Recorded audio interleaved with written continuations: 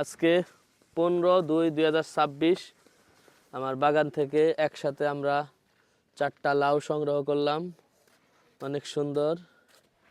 এই যে এখানে মিষ্টি কুমড়ার ফুল, টমেটো আছে, টমেটোগুলা লাল লাল হয়ে গেছে।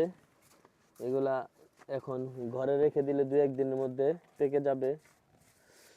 এরপরে এই যে বেগুন, আরেকটা বেগুন আছে এইদিকে, পেঁয়াজ পাতা, পেঁয়াজ ফুল, ধনিয়া পাতা, লাল শাক, 1 মুঠা 2 মুঠা 3 মুঠা বাদ একটা ই করো, একটা দড়ি দিয়ে আবার বাঁধো।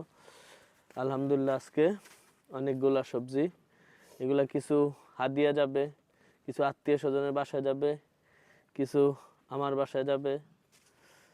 এভাবে আমরা যদি মেহনত করি, ইনশাল্লাহ মেহনতের ফল বৃথা যাবে না।